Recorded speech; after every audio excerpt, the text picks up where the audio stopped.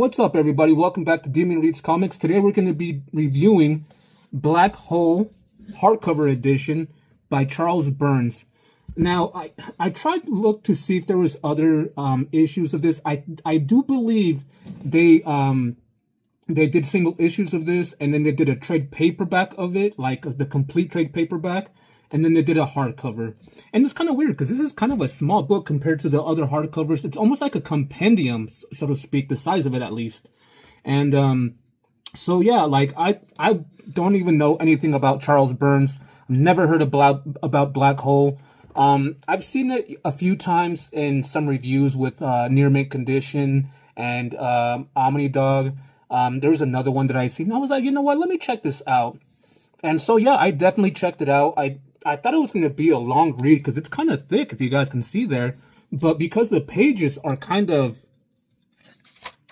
thick, like each page went by quick. Like I sat down and I was like, you know what? Let me read the first, couple pages. Let's see what it's about. By the time I knew it, I was 3/4 of the way, and I was like, Jesus Christ, this is going to be a quick book. But anyway, we'll get on with that. So, like I said, this is Black Hole Hardcover Edition. It does have a dust jacket, which you guys can see there. Beautiful dust jacket. And before I take the dust jacket off, let's go ahead and talk about the people that made it. I do believe it was written by Charles Burns and also art by Charles Burns. Charles Burns, not just Byrne. So yeah, the art and the writing of it, the author is both Charles Burns, so that's actually pretty cool. Let's see. It is published by Pantheon. It's not called Pantheon Comics. It's called Pantheon Graphic Library. So it's not Pantheon Comics. Pantheon Graphic Library. It has 368 pages and collects issues 1 through 12. And it does have sewn binding. Look at that beautiful sewn binding with that eye. Oh, one of the best sewn bindings and beautiful eye I've ever actually seen on some of the hardcovers. But anyway, let's go ahead and take off the dust jacket.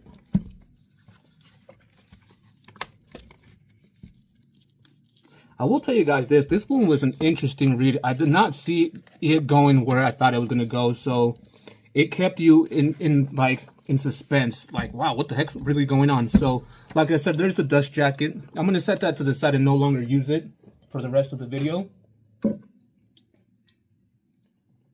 And let's take a look at the hardcover of this. It is glossy, actually. There's the front, there's the spine of it, and then there's the back. Let me see. I don't want to mess it up or anything, but it does have a weird image there. And it does say Black Hole Charles Burns, but oh, you can actually see the Pantheon sign right there. I didn't see that. Other than that, it doesn't give anything else. But anyway, let's go ahead and crack this open, talk about the story a little bit. I don't want to give away too much, but because first and foremost, like I said, when it started, I was like, okay, I see where it's going. It's just about some teenagers in their high school and things like that. And I didn't expect it to go where it did. And then after that, I was like, wow, that was just an amazing read. Wow. So let's go ahead and crack this open and talk about the characters a little bit, the plot, and kind of go from there. Alrighty, guys. So here it is. Black Hole by Charles Burns. I like this little portraits of the kids that you get, because at the back of it, you get them. I don't know if they're the same ones. Hold on.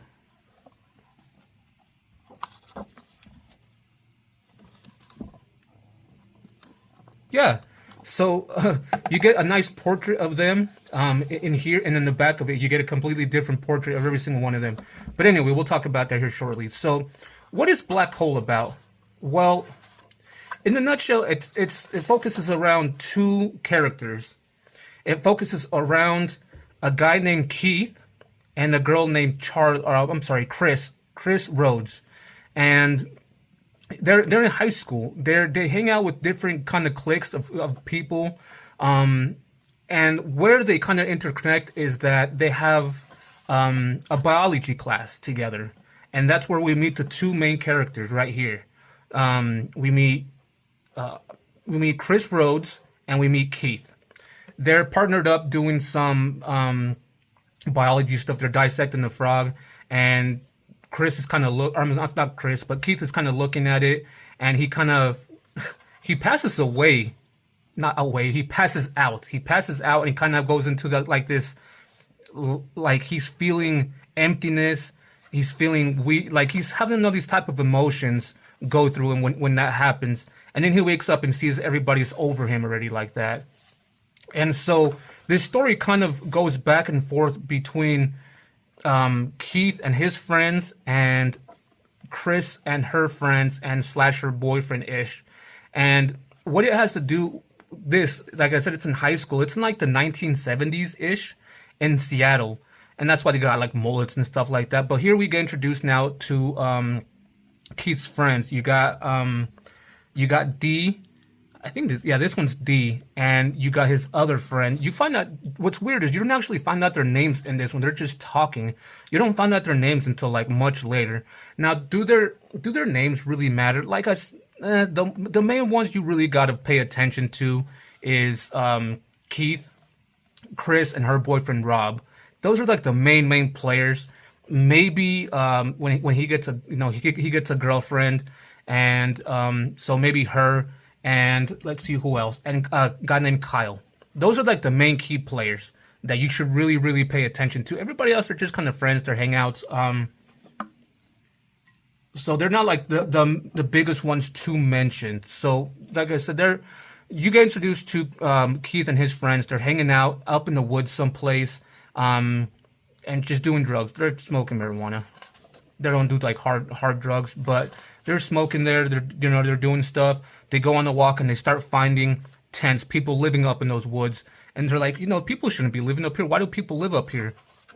And that's where Chris finds, not Chris, I keep saying Chris. That's where Keith finds, like, you know how snakes shed their skin? Well, he sees somebody's entire body shed, like skin shed, and he knows it's a woman's.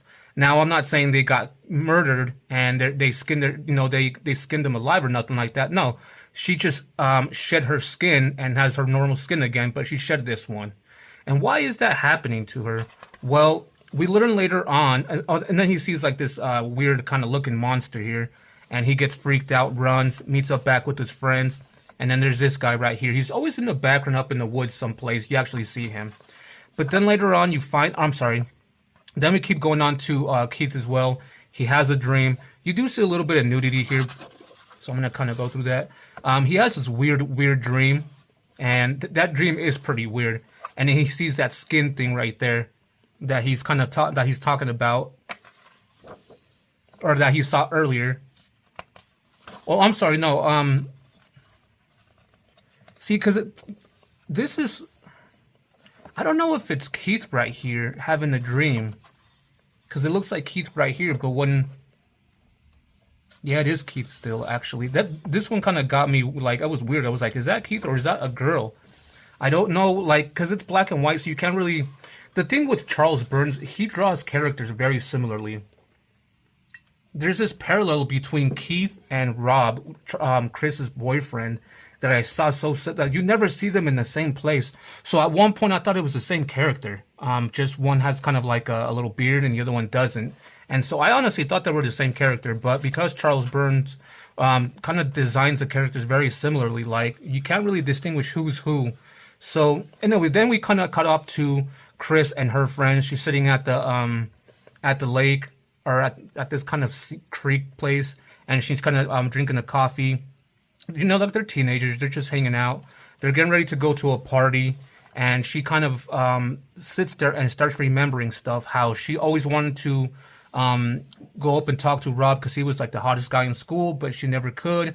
But this time around, she got up the guts to do it, and eventually they start talking, they start having a good time. They're at a party, they go outside to have a cigarette, they go on a walk, they get really close, and to the point where they're getting ready to have sex. But before they do, Rob is like, hey, I got to tell you something. I really got to tell you something. She's like, no, it's okay. We can do it. And they end up having sex. Right when they get done having sex, and he doesn't use protection, Chris kind of pulls down his shirt a little bit, and he has a little mouth by his throat. And then that's when she finds out that he has this bug. And so what's going on in this, now that we kind of get introduced to these characters, is this story is kind of, in a sense, talking about people or teenagers having unprotected sex, partying, and things like that. And because they have unprotected sex, they transmit diseases to each other, STDs, AIDS, and things like that. This one, they just call it the bug. And when they get the bug, they get some sort of mutation onto them. And because of that, certain people stop going to school. Certain people start, depending on the type of mutation they have. Like Rob here, the only mutation he has is his mouth right here. So he can cover it with a shirt and continue going to school. But there's others that have different mutations that they can't cover up. So anyway, when she sees that, he already finished inside her, and she knows she got it. She's not so concerned as much as maybe having the bug, but maybe being pregnant. So some time passes by, and she eventually gets her period, and she knows she's not pregnant. But later on, we find out, did she get it or not? Possibly. Then it kind of cuts back over to when she was sitting at the tree, and Dee brings her a drink, and they're just kind of, or not Dee, but one of the guys brings her a drink. They're just kind of sitting there, and they join up with the rest of the group. They're being kind of dumb, and to the point where they're like, hey, you know what? We're paying this guy some money to jump in the lake. You want to join him? She's like, yeah, but I'm going to do it for free. And they both kind of undress. They get naked. They go into there. And everybody stares at her. Everybody stares at her. And she doesn't know why, but she's like, you know what? F it. I'm still going in. And she goes in. And when she comes back out, she has like this big old thing on her back right there. And that's when people find out that Chris has the bug as well. So this has a lot to do with, sexually transmitted diseases, uses of drugs, teenagers just being teenagers. And that's pretty much the rest of the story. So when I was reading it, I was just kind of like reading a drama, with, it almost reminded me of a movie I saw called Kids, I think, actually. And so that's where I thought it was going. We kind of cut back and forth. Now this is Rob. He's kind of sleeping. He has a dream. And he has a dream about Chris. He wakes up, and the girl that he's with, Lisa, starts, getting mad at him because they've been together for a while. She's okay with him having that thing in his throat, his throat, the mouth, because she's infected too. She has the bug as well, so she's fine with it. But because he's dreaming about Chris, he's so interested in Chris that she ends up kicking him out, and that's where that that little issue ends. And then we cut over back to Keith with his friends, where we find out that not the guy with the glasses, but this guy, his name is D. This is where we find out his name is D. We already know his name is Keith. So they're kind of up in the woods again. They're smoking. And Keith is like, hey, you should introduce me to the guy that gives you these drugs. And they kind of sit there for a while. They think about it, and they keep doing it. They keep doing drugs, I guess you can say. And they kind of start talking about what Dee saw with Chris. And because of that, Keith kind of gets upset. He stands up. He goes on a walk. And when he goes on the walk, he sees Dee coming back from her being in the lake. She's getting dressed, but she cut herself on her foot. He comes and kind of be that knight in shining armor type of person, helps her with her foot, bandages her up a little bit until she can get, better help. And then it cuts up to, to the next one where he's going on his way. Keith and his friend are going on his way to talk to the guy that supplies their friend with the drugs. And the whole time he's thinking about Chris the whole time. Finally, when he's here, they meet up, and this is where you learn this guy's name, actually, which is kind of weird, actually, but we're almost 3/4 of the way into it, and yeah, we barely find out his name here, which is kind of weird, though. Like, you would think that you would get introduced to these people, their names, earlier in the book, but no, you have to wait a while to find. Like I said, their names, they're not really important.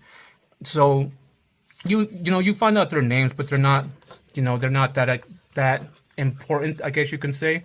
So the whole time he's there, Keith's there with his friend and those guys, those college guys. They're doing drugs, and the whole time he's thinking about Chris. Again, I can't really show that one a little bit. So he stands up and he's like, you know what? I need to go get a drink of water. They're like, oh, you know what? Bring me a beer too. He goes to the kitchen and he sees this girl there. And this girl here has a tail. He sees the tail and he freaks out. When she turns back around, they start talking casually, like it's like nothing happened. And she makes him a sandwich, things like that. And like I said, it's really just like a high school drama. We learn a lot about these characters, specifically Keith and Chris, and it's like this kind of drama thing for a while about the bug, the STDs, who has it, who doesn't. And we later on find out that a lot of the people that do have him, they kind of end up disappearing from the town and go and live in the woods. And those people, those tents that you saw up there, are those people kind of being away from society because they got the bug. That's what they are. That's who they are. And so we kind of learned that, but something different, completely different happens in this that I did not expect happening. There's this big thing that happens kind of in the middle of the book of a murder mystery. There's this guy that starts kind of killing certain individuals, and you're like, what the heck is going on? Why? And eventually we find out who it is, what happens to Chris, what happens to Rob. It kind of plays out like a drama, per se. But I will tell you guys this. It's not really a happy ending for, you would think that you're going into this thinking they might find a cure for it. No, you don't get that at all. Like, at the end, you're like, wow, this is wow. You read this thinking there's going to be a happy ending. There's not. There's not a happy. I'm not saying, I'm not going to say, if certain key characters die or not, but there's not a happy ending here. They don't find a cure for the bug. And it's just so weird because that's what I was thinking was going to happen, and it didn't. And, certain things happen throughout this. There's twists and turns. There's a killer on the loose. They find out who it is. Does Keith eventually get with Chris? No, he gets with another different girl. And it's just, they're in high school. There's a lot of emotions happening in this. And that's why I love this so much. I loved it so much to the fact that it reminded me so much of me growing up in middle school and high school, a little bit after high school, before I joined the military and things like that. So that's why I loved it so much. Like, Jesus, I started thinking to myself, man, I should have been way more careful when I was growing up and the things I was doing and things like that. This really makes you reflect on those things. Yeah, obviously we can't go back and change the past, but man, just the things that you kind of start thinking about. You hope that when you have children, you can try to prepare them to do not what you did, I guess, So it really makes you reflect a lot on this stuff, and that's why I enjoyed it so much. And the way that Charles Burns tells this story is just so amazing. Although the only one thing I will criticize about this is, okay, we saw a little bit of nudity here and there, right? I'm sure you guys saw it when I'm flipping through the pages. I'm trying not to, stay on them too long. So then here, let me put it this way. When you're reading this, they're in high school. You know that it's during the 1970s. I guess the year doesn't matter, but it's, the time that these kids are in high school. If they're in high school, that means they're underage, and Charles Burns is kind of putting that out there, which made it even, like, at first when I read it, I was like, oh, all right, that's cool. There's a little bit of sex. There's a little bit of nudity. There's drug use. There's a little bit of violence. I get it. Cool. But then afterwards, you're like, wait a minute. I'm seeing kids and watching this stuff, and they're supposed to be like underage. Like, what the heck am I seeing here? Like, that made it so much weird for me. So I think that's the only gripe I had about this, was like, oh my God. And yeah, it other than that, it was such an amazing read though. Like, I know I kind of put that into your guys' minds, so you guys might not want to read this, but it is a good story. If you guys can get past that, honestly, not overthinking like that, it is a good read. It really definitely is a good read for you guys to honestly, you know, think about the sexually transmitted diseases and things like that. Like this bug thing, it made no sense to me at first, but then when you kind of stop thinking of it as a bug and you start thinking of it like AIDS or an STD in general, that's when you're like, okay. But but Charles Burns puts so much more into this and makes it so much creepier. And I think that's why this is considered a horror, because it makes it so creepy. Like with all the mutations that you see, the eerie stuff that's happening, the just the horror elements in it, the killing, the violence. It puts so much into it that it really starts, makes you second guess everything. And most of the kids that we get introduced with, they all eventually get the bug. And that kind of sucks, because it's just, they don't know if they, let me put it this way. Keith was so in love with Chris that when he actually knew she had the bug, he was still willing to be with her, and he didn't care if he had the bug. Like, what kind of thinking is that? Like, man, like that's almost a death sentence, and you're okay with that? The things that love, when love will make you do, and or when you're young, thinking that you're in love will make you do. Oof, it's just it's hard to think about. And even to this day, some people have not matured enough to the point where they don't think like that anymore. So if they read something like this, they can really think about things like that. And I think that's why Charles Burns really delivered on this book. Now, I'm not saying this book is completely perfect. There's a lot of gripes that I have with it as well. And I'll talk about that when I do the rating. But yeah, it was such an amazing book. Like I said, I don't want to give away what happens at the end. But like I said, it's not a happy ending. Not a happy ending at all. They don't find a cure for the bug. Keith does not end up with Chris. And Chris doesn't have a happy ending either. It's just, yeah, it's a tough read. It really is. Emotionally, it's a tough read. Not that's a tough read because of all the violence and things like that and the gore and no. It's just a tough read because it's not a happy ending. That's all I want to say with that. And I'm going to leave it at that. Let's skip on all the way to the back. And this is what I was talking about, the people that have the mutations. You saw them all in the front cover of it? Well, this is all of them again, but with the mutations. They all get the mutations. So, and then that's the back of the book, the cover. So let's go ahead and do the rating and see what you guys think of the rating. Alrighty, guys. So what do I give this as a rating? Before I do that, let's go ahead and do a quick recap. This is Black Hole Hardcover Edition by Charles Burns. It's written and it's artist and author by Charles Burns. It is published by Pantheon. What is it? Pantheon Graphic Library. 368 pages, and it collects issues 1 through 12. And it does have beautiful, beautiful sewn binding.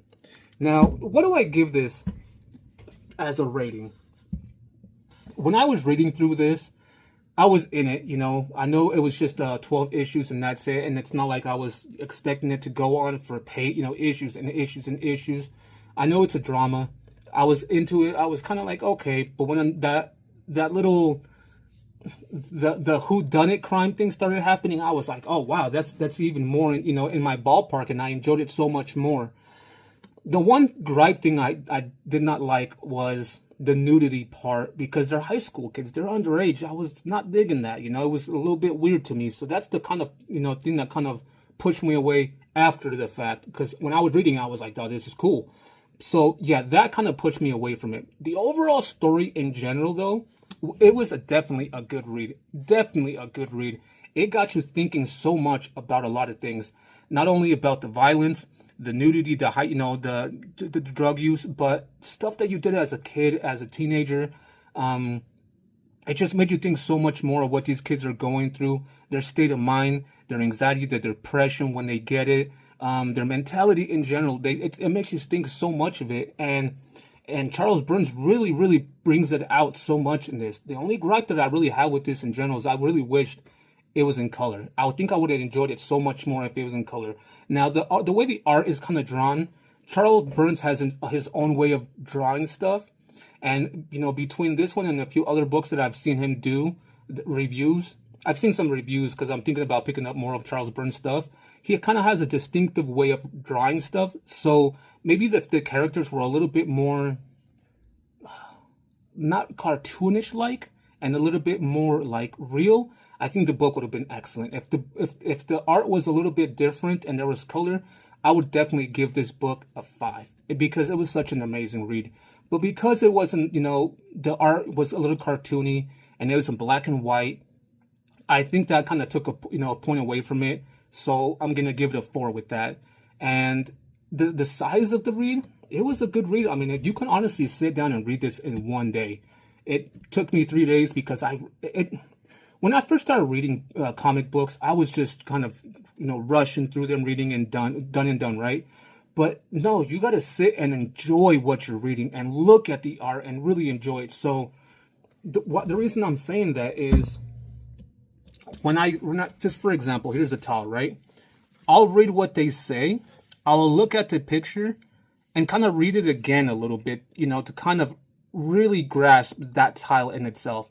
And then I'll move on to the next one. I'll read what they say, kind of look at the art a little bit, and kind of read it again a little bit to see if I missed something. Because sometimes when you're reading, you're like, wait, who was saying this? And then you go and look at the art. It's, oh, this person was saying this. And now what they said made sense. So that's the way I read it. And it's kind of weird sometimes because not all comic books are like this, where you can read it, from left to right. Sometimes they're sprawled open where you have to read it like across from 2 pages.